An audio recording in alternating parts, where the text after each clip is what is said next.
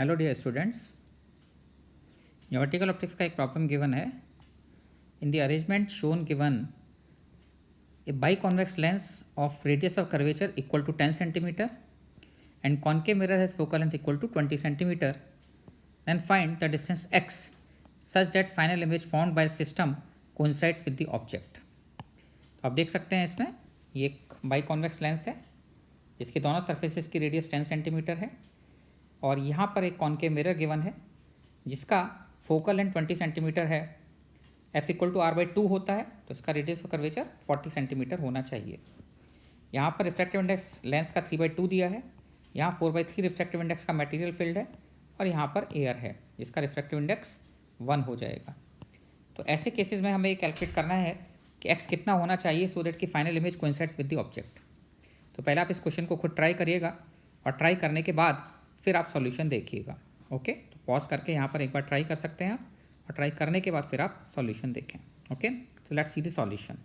देखिए ऐसा है, आप हमेशा ध्यान रखिए कि कभी भी अगर लेंस प्लस मिरर सिस्टम है अगर आपके पास और लेंस प्लस मिरर सिस्टम में अगर फाइनल इमेज कोइंसाइड करती है ऑब्जेक्ट के साथ, तो लेंस प्लस मिरर सिस्टम में if final image coincides with the object coincides with object, तो दो कंडीशंस होती हैं हमेशा. आप ऐसे केस में ध्यान रखिए कि लेंस से बनने वाली जो इमेज है वो मिरर के लिए ऑब्जेक्ट का काम करेगी. तो for mirror object should be either at centre of curvature. अगर सेंटर ऑफ कर्वेचर पर ऑब्जेक्ट होता है मिरर के लिए तो इमेज वहीं पर बन जाती है, यानी मिरर से रिफ्लेक्ट होने के बाद रेज एज इट इज़ वापस जाएंगी जैसे कि आई थी. This is called law of reversibility, कि अगर आप किसी भी एक ऐसे ऑप्टिकल एलिमेंट को बीच में रख देते हैं जहाँ पर रेज इंसिडेंट होने के बाद वैसे ही वापस चली जाती हैं रिफ्लेक्ट होके जैसे कि उस पर इंसिडेंट हुई थी, तो उसके पीछे जितने भी ऑप्टिकल एलिमेंट्स रखे हैं, जितना भी सिस्टम रखा हुआ है, उन सब में रेज वैसे ही वापस जाएंगी और फाइनल इमेज ऑब्जेक्ट पर ही बन जाती है. ऐसे केस में आपको वापस जाने वाली रेस के लिए कैलकुलेशन करने की ज़रूरत नहीं होती. तो हमेशा ध्यान रखें, जब भी इमेज कोइंसाइड करेगी ऑब्जेक्ट के साथ तो आपको मिरर के लिए या तो सेंटर ऑफ कर्वेचर पर ऑब्जेक्ट होना चाहिए या पोल पर ऑब्जेक्ट होना चाहिए. अगर पोल पर ऑब्जेक्ट है तब भी अगर u इक्वल टू 0 होता है तो v इक्वल टू 0 हो जाता है, u इक्वल टू v. और अगर सेंटर ऑफ कर्वेचर पर होता है मिरर के लिए तब भी u इक्वल टू v हो जाता है. इन दोनों ही केसेस में आपकी रेस जो है वो एज इट इज़ वापस लौट जाती है. तो या तो मिरर पर रेज नॉर्मल इंसिडेंट होनी चाहिए, आप ऐसा बोल सकते हैं. सेंटर ऑफ कर्वेचर पर ऑब्जेक्ट होने का मतलब रेज नॉर्मल इंसिडेंट हो रही है मिरर पर. अगर रेज नॉर्मल इंसिडेंट हो रही है तो i इक्वल टू 0 है तो r भी 0 होगा, तो rays as it is reflect back हो जाएंगी. और अगर पोल पर इमेज बन रही है तो भी u इक्वल टू 0 है, v इक्वल टू 0 हो जाएगा. तो इस प्रॉब्लम के बेसिकली दो आंसर होने चाहिए. तो सॉल्व करते हैं इसको.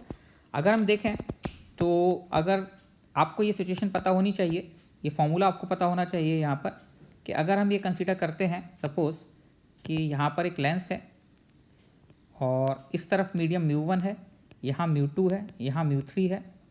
This is r1, this is r2 radius of curvature.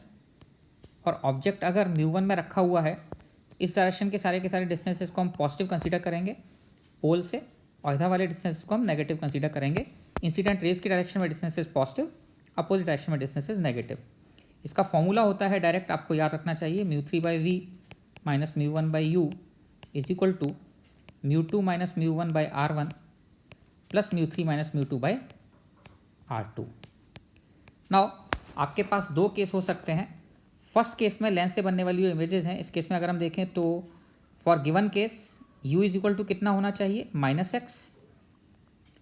μ1 is equal to 1 है एयर का, μ2 इज इक्वल टू 3/2 है, μ3 इज इक्वल टू 4/3 है. r1 should be equal to +10 and r2 should be equal to -10.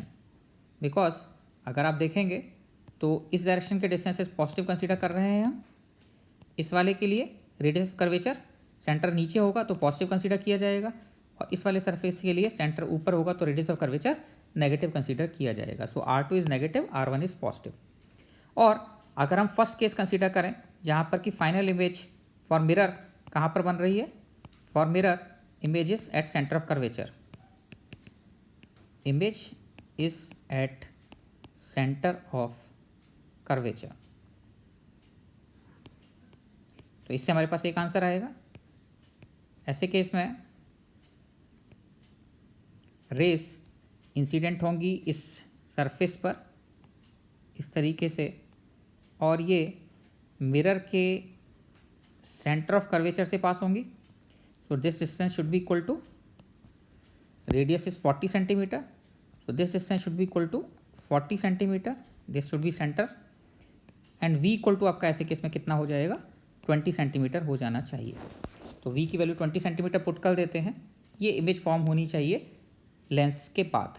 तो μ3 की value आ गई आपके पास 4/3, v की value +20 हो गई, minus μ1 is 1/u is equal to -x is equal to μ2 minus μ1/r1 plus μ3 minus μ2 divided by r2.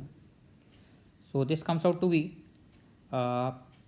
420. This comes out to be 1/15 plus 1/x is equal to 3/2 minus 1 is 1/2, so 1/20, and this comes out to be 4/3 minus 3/2 will be 8 minus 9/6 minus 1/6, and नीचे 10 है तो plus 1/60 हो जाएगा आपके पास ये। सो 1/20 plus 1/60, ये value इधर आ रही है। इसको अगर आप सॉल्व करते हैं, so this is 63 plus 1 4/60। So right hand side की वैल्यू आपकी 1/15 आ जाती है। तो 1/15 plus 1/x is equal to 1/15। यहाँ पर आप कैलकुलेशन चेक कर लीजिएगा एक बार। 3 minus 2 1/20, and this comes out to be minus 1/6 plus this plus 1/60, 4/60, that is 1/15, और this is also 1/15। so इस केस में आपके पास x जो है वो कितना आ जाता है, x इक्वल टू इन्फिनिटी। तो one value of x should be infinity, यानी अगर ऑब्जेक्ट जो है वो इन्फिनिटी पर रखा होगा पैरेलल रेज आएंगी। लेकिन इस केस में दूसरी सिचुएशन आपकी क्या हो सकती है कि v equal to 60 centimetre given हो। तो सेकंड केस अगर हम कंसीडर करें जहाँ पर कि रेस ऑब्जेक्ट से चलेंगी और सीधे मिरर के पोल पर आ रही हैं। ऐसे केस में इधर आने वाली रे इधर वापस चली जाती है और इधर आने वाली रे ऐसे वापस चली जाएगी। इस केस में हमारी v की वैल्यू कितनी हो जाएगी, 60 सेंटीमीटर हो जाती है। तो अगर हम v की वैल्यू 60 पुट कर देते हैं पहले वाले फिगर में, तो 4/3 इंटू 60 हो जाएगा यहाँ पर 20 की जगह पर, और plus 1/x that should be equal to 4/60, that is 1/15 आ जाएगा। ये चीज़ तो वैसे ही रहेगी 1/15। तो यहाँ से आपके पास वैल्यू आ जाती है 1/x equal to 1/15 minus 1/45। This comes out to be 3 minus 1, that is 2/45, और x comes out to be 45/2, that is 22.5 centimeter. So either rays can come parallel, लेकिन अगर ऑब्जेक्ट का डिस्टेंस फाइनाइट दिया है तो 22.5 सेंटीमीटर आंसर हो जाना चाहिए। तो ऐसे केस में आपको ध्यान रखना चाहिए, दो सिचुएशंस हो सकती हैं और दोनों को कैसे सॉल्व किया जाएगा आई थिंक क्लियर हो गया होगा। ओके।